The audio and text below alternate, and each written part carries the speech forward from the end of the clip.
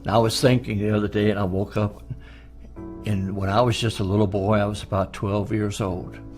And we was over in a little town called Vandalia, Illinois. And Brother Branham was having a tent meeting. And we stayed in a little cheap hotel. And I say that to go with my testimony here. And I know you've probably heard me give this testimony, but maybe just one more time I want to share it with you because it's one of the greatest experiences of my life. And in this room, it didn't even have a bathroom. The bathroom was down the hall, and we just had a wash basin right where the camera is here. And it was just a little wash basin and a little pitcher, and that's where we'd wash our hands and things. When we had to take a shower, take a bath, we'd go down at the end of the hall. And I used to sell, in the meetings, I had a little apron, and I'd go down and I'd sell the little books. There was 3 books Brother Branham had. Jesus Christ the same yesterday, today, and forever. I was not disobedient to the heavenly vision. Divine healing in the campaigns. And I thought I was something. Get out there and sell those books. And Daddy would always, and I'd see the Lord move in the meetings. And as a kid, he'd tell us about these things and how the angel would meet him. And I remember one night in this hotel room, we were sitting there, and my dad's brother was working with us at that time. He was driving a truck, and his name was Donnie. And he was the youngest of the brothers. And he and I and Dad were sleeping in the same room. And I don't remember, I know Dad says on tape that he took a pillow and threw it over and woke me up. All I remember, I woke up was a pillow across my face. And he had this pillow across my face, and he says, "Paul?" I said, "Yes, sir." It was about 2 o'clock in the morning. And he says, "You know the angel that Daddy talks about?" I said, "Yes, sir." And he said he visited me tonight and was telling me some things and about the meetings and how to conduct the meetings and what was going to happen.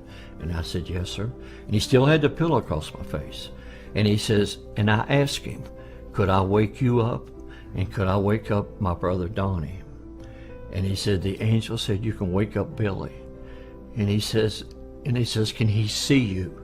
And the angel said, "Yes." He said, excuse me. He says, when Dad takes his pillow from your face, he says, "You know where the wash basin is over there?" And I said, "Yes, sir." He said, "He'll be standing there, and you can see him."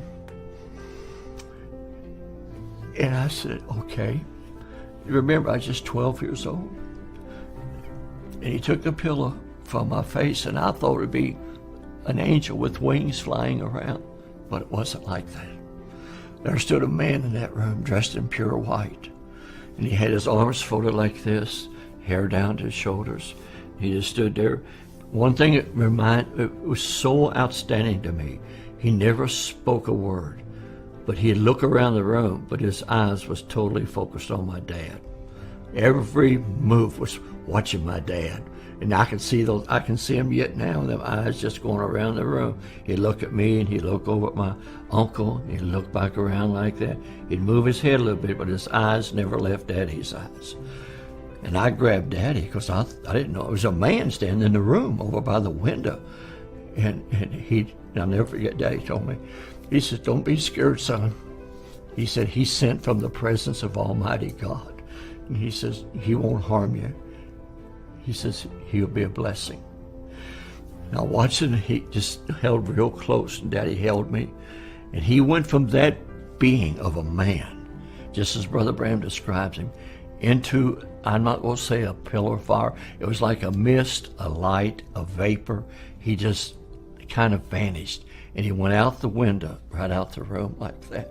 And when he left, a rainbow come right in the same window and hung in that room for hours. At midnight, 2 o'clock in the morning, dark room, but he stood there, and that rainbow stayed in the room. I felt a presence. And I asked my dad later, I said, "Why did that happen?" And he said, "Because I wanted you to see him." He said, "God called you to work with me, Billy, and I wanted you to see him and to know what Daddy was telling you was the truth." Not that I doubt it, but it was just such an experience, such a wonderful experience.